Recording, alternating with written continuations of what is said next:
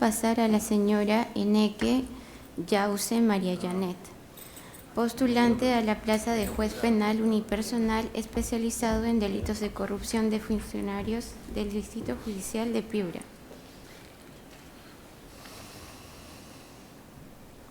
Tome asiento, por favor.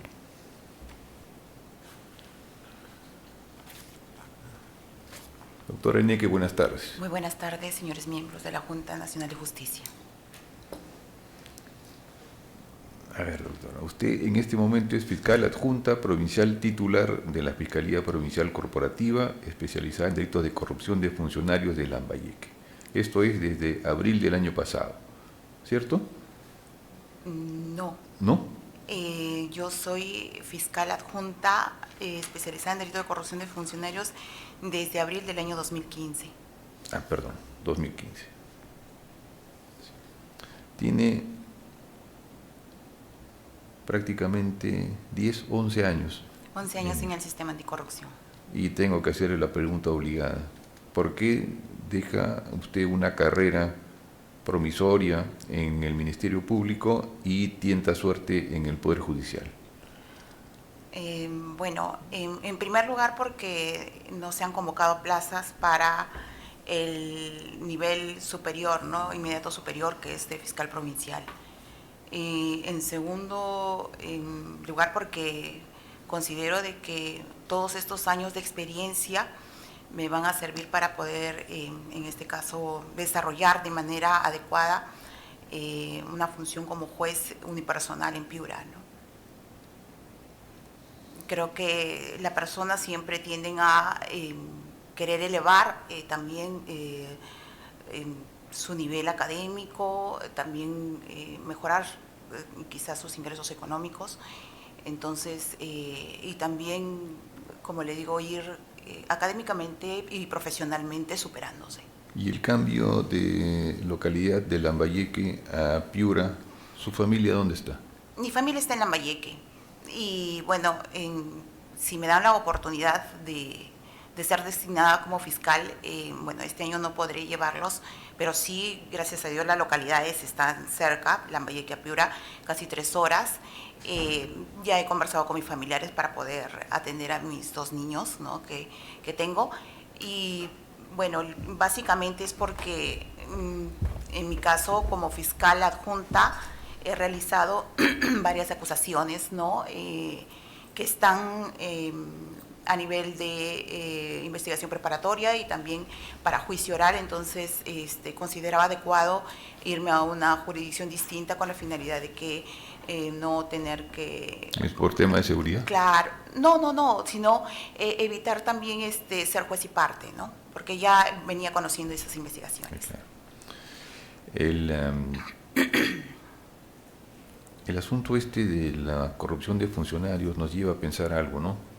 Cuando uno piensa en el delincuente, así en términos abstractos generales, uno piensa en una persona que ha tenido o viene de un hogar mal formado, con una poca educación, de repente problemas de alimentación en sus primeros años, con problemas de consumo de drogas, alcohol, con pocos valores. Pero eso no se condice con la figura que usted ha venido investigando, porque una persona que llega a ser un funcionario público, por lo general no cabe en esta idea del delincuente, ¿no? Es una persona que ya ha tenido una educación más o menos adecuada, que ha tenido estudios, que probablemente su hogar ha sido bien constituido. Entonces, ¿qué nos explica a un funcionario que en algún momento de su carrera delinque? Bueno, desde mi experiencia considero de que en este caso los casos de corrupción obedecen a que muchos funcionarios o servidores consideran que al Estado como un ente abstracto donde indican, bueno, si cometo un delito contra la administración pública no perjudico en esencia a una persona concreta, ¿no? Entonces se puede perjudicar a una población, pero ¿quién es esa población, no? Y sobre todo también está dentro de ello imbuido la crisis de valores, ¿no? Entonces, sin embargo, cuando se hace el análisis de la repercusión, de las consecuencias que trae la corrupción en nuestro país y en especial en el distrito fiscal de Lambayeque, se verifica de que las consecuencias de la corrupción son enormes, porque se dejan en este caso, de ejecutar obras de hospitales, y lo que hace que colapse el sistema de salud, de centros educativos, de obras de saneamiento, de electrificación, y entonces lo que falta, creo yo, es que exista por parte tanto del Ministerio Público como de la Contraloría una cooperación o esa sinergia para poder lograr fines importantes, ¿no? Lograr esa real lucha contra la corrupción. Entonces, los profesionales, bueno, si bien usted ha indicado de que un funcionario o un servidor, digamos, puede recibir una formación profesional de hogar bien constituido, pero a veces yo creo que todavía hay mucha existencia de valores muy sesgados. Por ejemplo, cuando se condena a un alcalde, muchas veces la población, algunos reclaman, porque dice, pero ¿por qué lo condenaron, no? Si al final sí hacía obras, claro, robaba, pero hace obras. Entonces, minimizar la corrupción es lo que a veces yo creo que la población debe ser concientizada de las oportunidades que perdemos a consecuencia de este flagelo, ¿no? Y sobre todo que los funcionarios, en algunos casos, no todos son bien remunerados. En las municipalidades, por ejemplo, existen profesionales como tesoreros, como los jefes de abastecimiento, que ganan 2,000 soles. Y ellos son los que finalmente realizan los pagos, o actúan como áreas usuarias, participan en los procesos de contrataciones y solo ganan 2,000 soles o 2,500, 3,000 soles, y sin embargo tienen que ejecutar pagos de obras millonarias.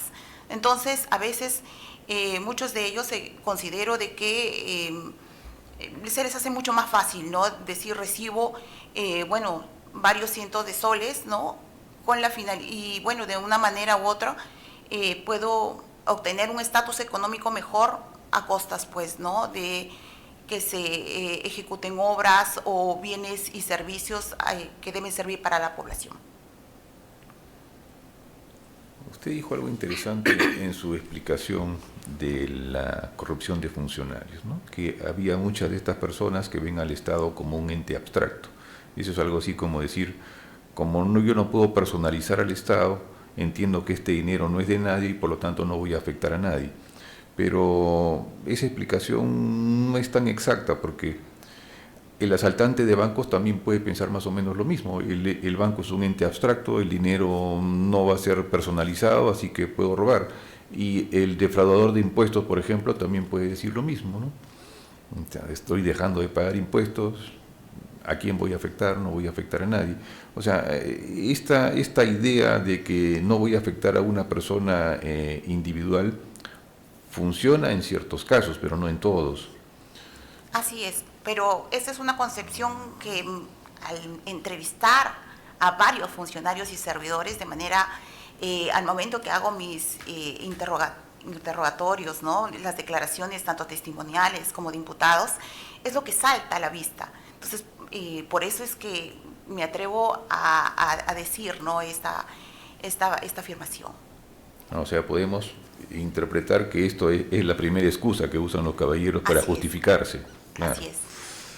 Ahora, usted también mencionó que hay un déficit de valores, una falta de valores. En muchos de estos casos, cuando se habla de corrupción de funcionarios, y usted lo va a ver, y usted ya lo ha visto seguramente, primero en Lambayeque y luego lo va a ver en Piura, es que buena parte de estos funcionarios son funcionarios que han llegado al cargo por la votación. Así es. Entonces, si una persona escoge a otra persona de dudosa reputación o de dudosos valores, Eso nos deja mucho de qué pensar sobre la persona que ejerce su voto y vota a la persona de dudosos valores. Entonces, lo que decía usted, roba pero hace obra, es una justificación también, ¿no? Así es.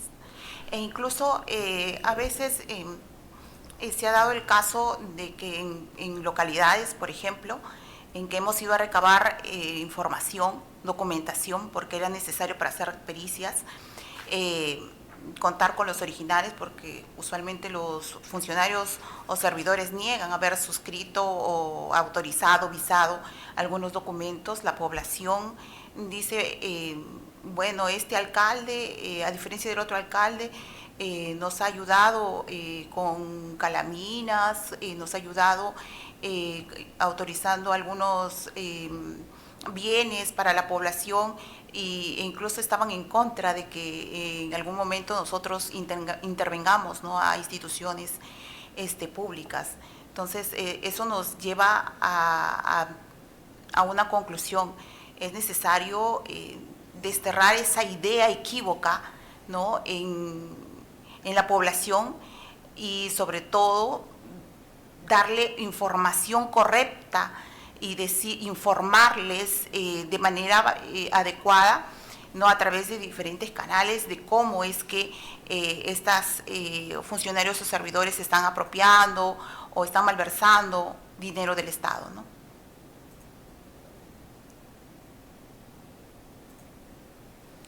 Lo que usted decía es una práctica más o menos habitual en el delincuente, ¿no? El delincuente, para sentirse protegido, para tener un primer nivel de protección o de seguridad, lo que hace es darle a la gente que está cercana a él lo que el Estado no le ha dado. El caso, por ejemplo, usted señalaba las calaminas. En otros casos les daba grupos electrógenos, les daba incluso alimentos, con lo cual se ganaba la buena voluntad de esta gente, y cuando la policía o el Ministerio Público iban a averiguar, obviamente los votaban o no les daban la información necesaria. Porque claro, para mucha gente que no tiene nada, que alguien les dé, se crea una especie de espíritu de cuerpo y una especie de defensa, sabiendo además que el señor es un delincuente, ¿no? Pero claro, como a ellos no les roban, no hay mayor problema.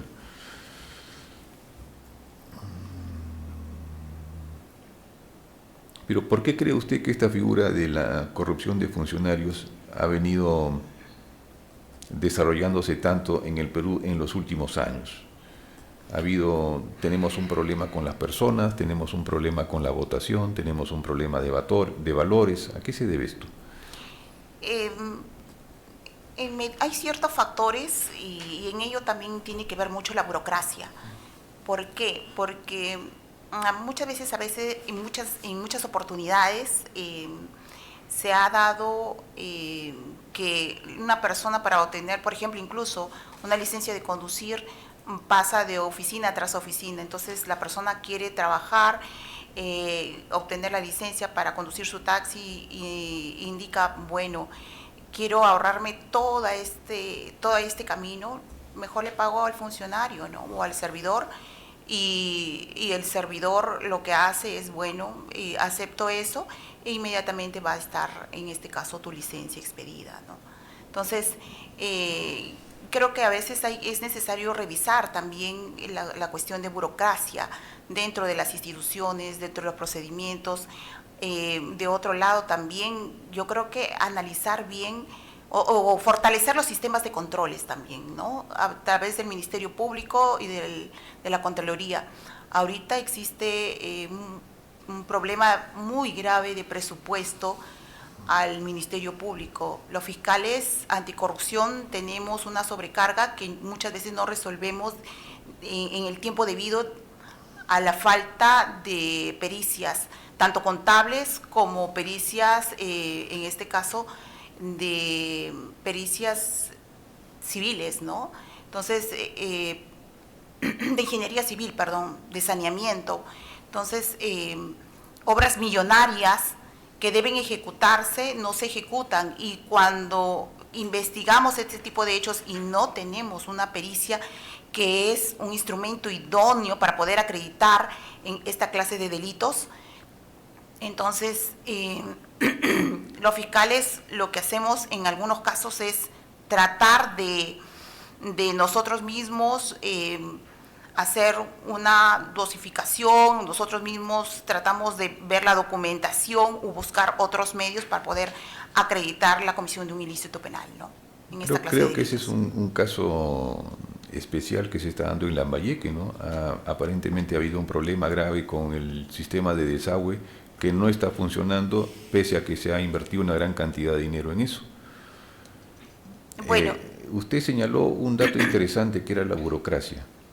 Nosotros cuando estamos, por la primera visión que uno tiene de delitos de corrupción de funcionarios es en las grandes concesiones que se maneja muchísimo dinero, pero no solamente es ahí, y el dato que usted da es interesante, ¿no? Cuando yo lleno de permisos, visaciones, sellos y autorizaciones para tener algún tipo de licencia de conducir, por ejemplo, lo que estoy haciendo es de alguna manera fomentando la corrupción, porque la persona no va a perder 4 o 5 días de trabajo para sacar una serie de permisos, licencias, sellitos y todo lo demás, sino que va y le dice, oye, usted acá te doy la plata, pero sácame esto hoy día o mañana, ¿no? Eso también podría ser una explicación interesante.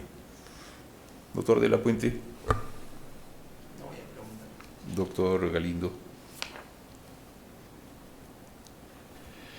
Gracias, presidente. Buenas tardes, doctora. buenas tardes.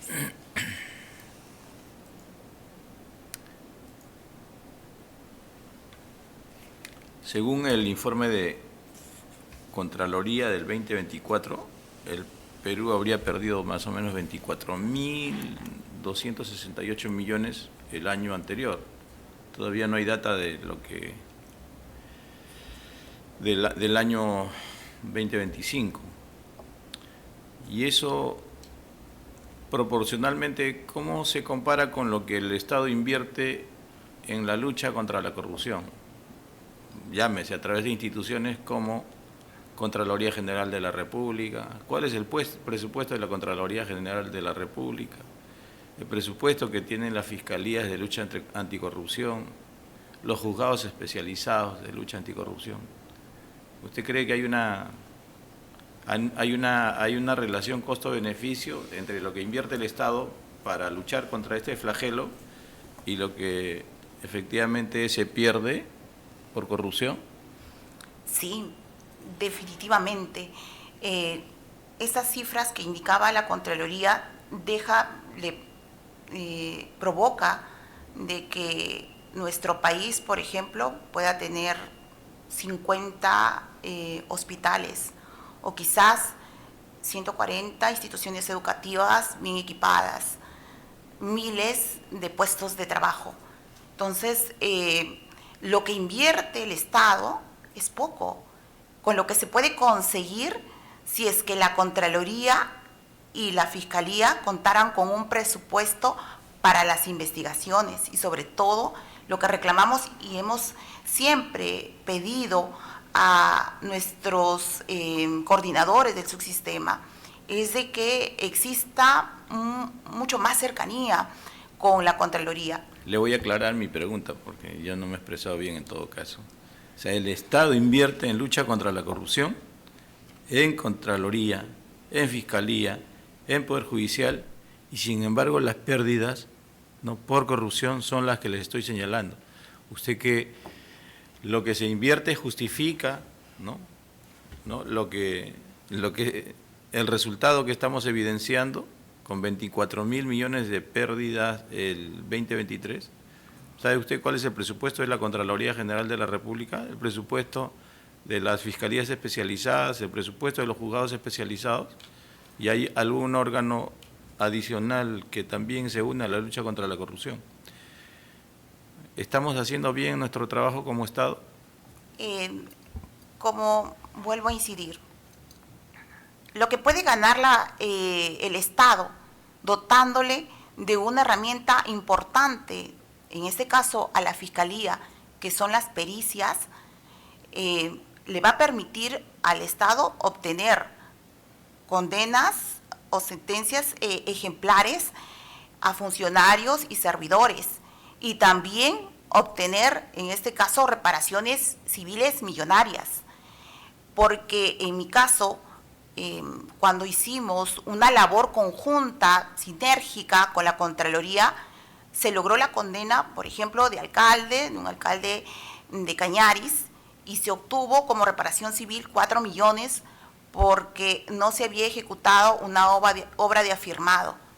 Pero ¿qué pasó? La legislación cambió y entonces, si bien había un reclamo de la población, ¿no?, para que la Contraloría haga labor inmediata, ¿no?, labor inmediata en lo que es la emisión de informes para poder sancionar administrativamente, lo que pasó es que nos dejó a nosotros con un aliado tan importante, porque a partir de ello ha existido como una especie de separación o divorcio con la Contraloría. La Contraloría ahora, por ejemplo, procura o da mayor prioridad al control concurrente, pero y elabora sus propios planes para poder ejecutar informes de control.